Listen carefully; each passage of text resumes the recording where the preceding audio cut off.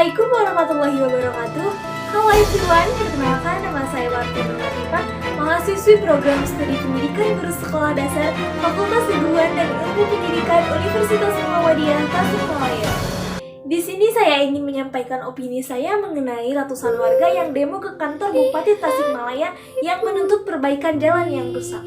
Ratusan warga mendekati kantor Bupati Tasikmalaya di Kecamatan Singaparna, Kabupaten Tasikmalaya pada hari Selasa 16 Mei 2023. Masa aksi itu menurut pemerintah Kabupaten Tasikmalaya memperbaiki jalan di wilayah Desa Sirnajaya, Kecamatan Sukaraja, Desa Baru Mekar, Kecamatan Parung Ponteng, dan Kecamatan Cikatomas.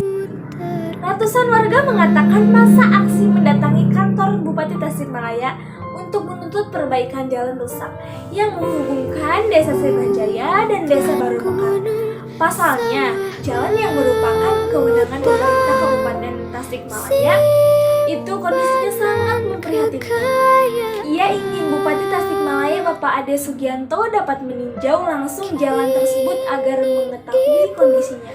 Dengan begitu, Bupati Tasikmalaya dapat merasakan hal yang dirasakan warga setiap harinya saat jalan jembatan rusak yang panjangnya hampir 7,5 km tersebut. Saya ingin menyampaikan sebuah cuplikan video saat warga melakukan aksi di kantor Bupati Tasikmalaya. Inilah cuplikan videonya.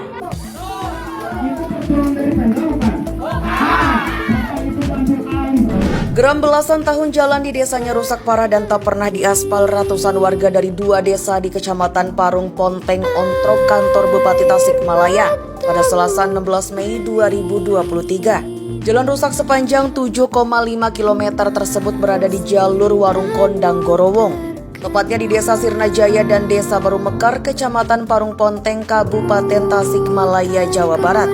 Menurut warga, sudah 15 tahun jalan rusak tersebut belum diaspal. Korlap Aksi Mujib Rahman Wahid mengatakan warga Desa Banyumekar dan Desa Sirnajaya menggelar aksi untuk menyampaikan tuntutan terkait infrastruktur jalan di Parung Kadongdong Gorowong yang statusnya merupakan jalan milik pemerintah Kabupaten Tasikmalaya. Apakah jalan perbaikan ini dilakukan salah satu dengan kebijakan pemerintah hanya diangkat oleh satu orang, bukan perangkat kebijakan. Sahabat kita Bima yang mengangkat dalam bidang teknologi ataupun TikTok sehingga diperbaiki langsung oleh Bapak Presiden. Masa aksi menuntut pemerintah Kabupaten Tasikmalaya khususnya Bupati Ade Sugianto meninjau langsung jalan rusak tersebut. Kemudian menjadikan jalan Parung Kadongdong Gorowong Singkup menjadi skala prioritas dalam perencanaan pembangunan. Segera dibangun di 2023 atau 2024. Menurutnya kecelakaan akibat jalan rusak sudah sering terjadi sehingga warga pun tidak ingin diam saja. Bukan hanya itu, ia juga mengatakan akibat jalan rusak juga berpengaruh terhadap arus perekonomian, pendidikan, dan masalah kesehatan. Sementara itu, Sekdis PUTR Kabupaten Tasikmalaya Asep Zamzam Nizar mengatakan jalan rusak tersebut akan diperbaiki. Nominal anggaran untuk perbaikan jalan 100 juta rupiah.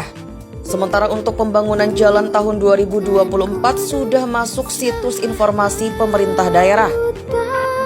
Berdasarkan informasi yang saya dapat, tampaknya warga Tasikmalaya yang mendemonstrasikan ketidakpuasan mereka terhadap kurangnya perbaikan jalan di wilayah mereka.